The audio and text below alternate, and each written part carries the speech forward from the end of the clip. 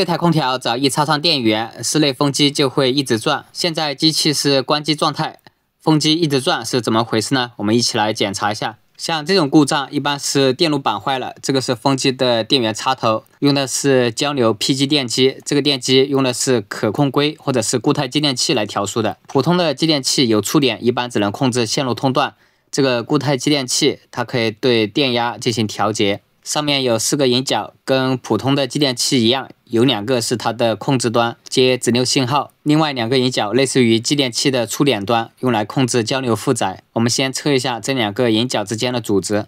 正常固态继电器的交流负载端应该是阻值无穷的，现在测量是300欧左右，明显有短路漏电的情况。找了一块料板，这上面有2个固态继电器，我们测一下这2个好的固态继电器它的阻值。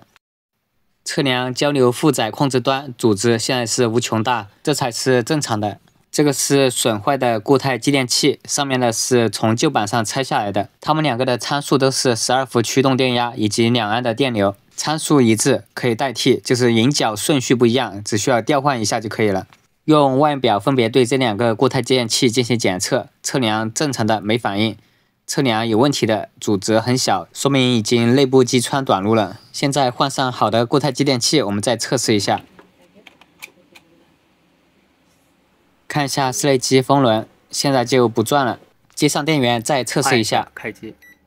开机，现在这个风轮就开始转了。关机再试一下。